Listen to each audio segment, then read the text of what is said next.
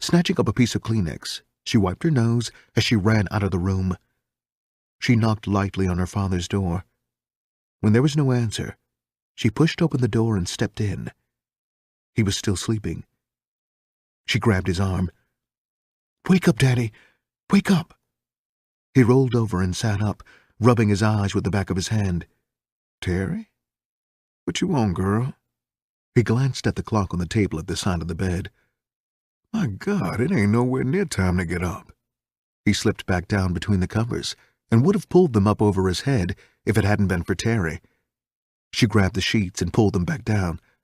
"Listen, Daddy," she said in desperation. "I got to have you do something for me." He glanced up at his daughter.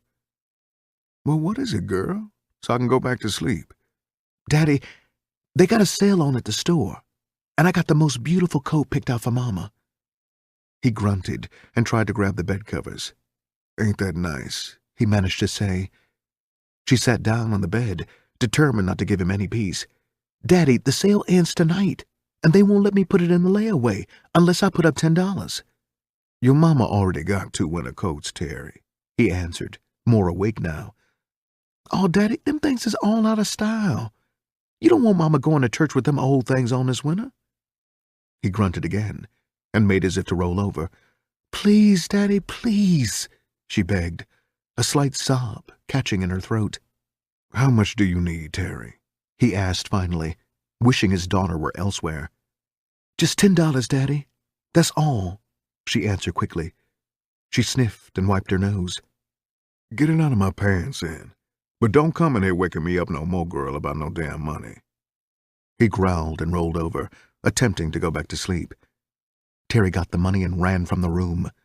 She stopped and snatched up a fall coat and her large pocketbook.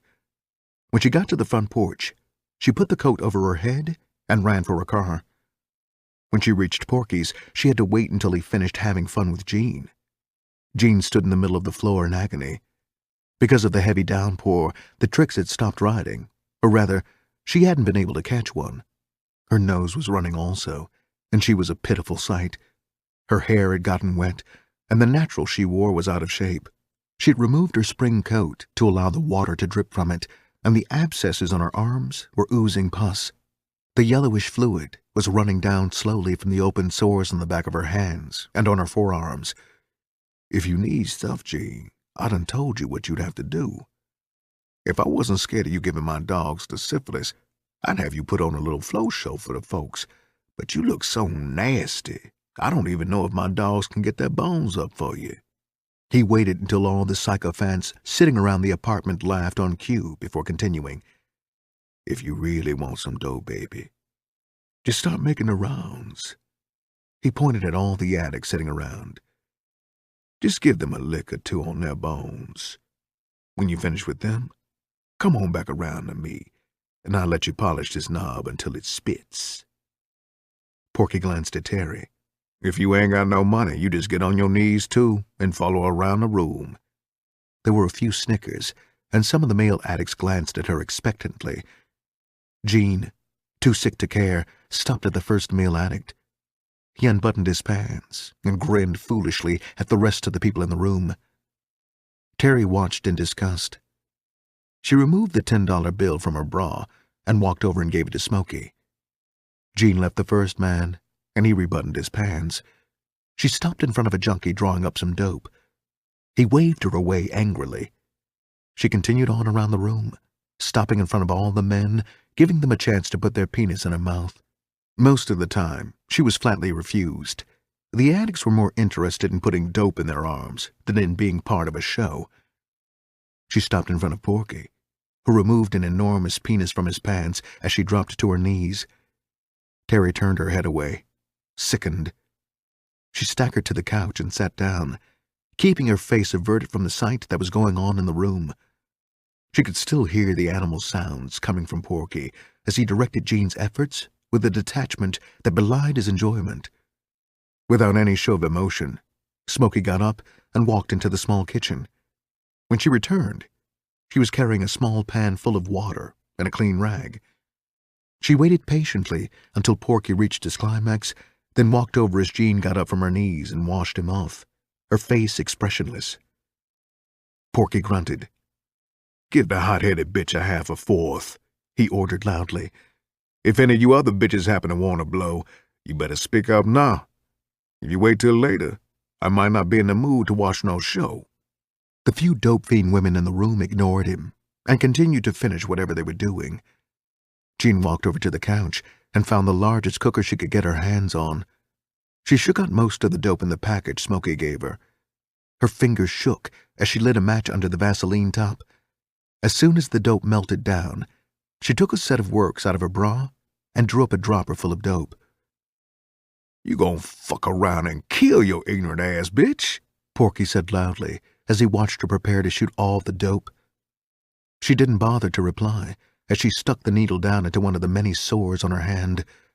She got a hit and slowly closed her eyes and ran the dope in. Terry shuddered as she noticed the open sores. It was really a house of horrors, she thought. Jean ran the dope in, then removed the dropper from the spike.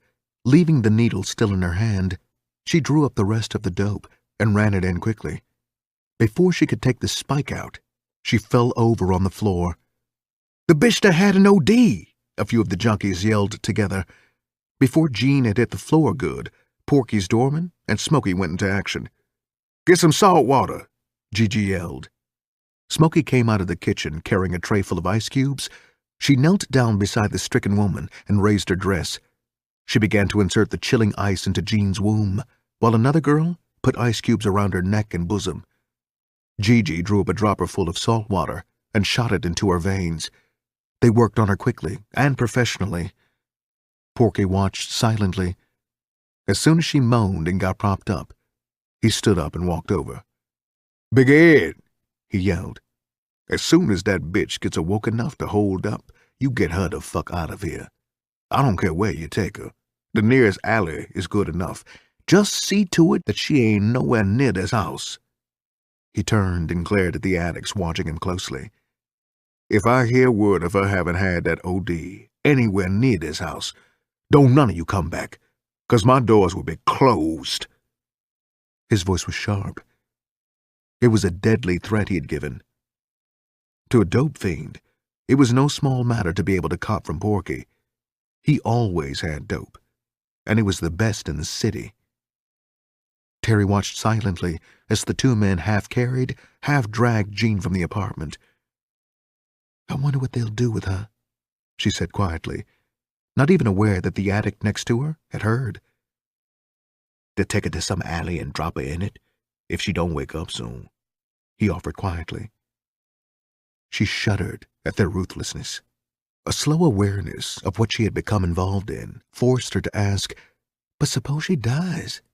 Then what?" The dope fiend shrugged his shoulders. "So what? Another dead dope fiend, that's all. You gonna lose any tears over it? If you ain't, the police sure in the fuck ain't. You dig?" "I guess not," she muttered, and took another snort of her dope. As the heroin quickly took effect, she began to drift off. The episode almost forgotten. 9. The rain was still falling as Minnie hurried towards the department store. It had been a wonderful opportunity for her, she reasoned, when she and Terry had started working together. With Terry working on the inside of the store, it was almost impossible for a floor walker to bust her, because Terry knew them all. She clutched the bag she was carrying in her arms, trying to keep it from getting too wet. Inside the bag were 2 expensive sweaters she was taking back for a refund. With Terry's help earlier, she had been able to steal them. Instead of selling them for half price, Terry had told her to bring them back, and she would refund them, giving her their full value plus tax. She entered the department store, wondering idly if Terry had heard the latest news about Jean. "How many times have I told that bitch not to be so greedy?" she thought. Well, she won't have to worry about it any more. They'd found her slumped over a cup of coffee in a restaurant, dead. That was a hell of a way to die. But when you left here, there couldn't be a better way to go than high, Minnie thought philosophically. Terry paused briefly, then continued waiting on the customer she'd been taking care of when Minnie walked up.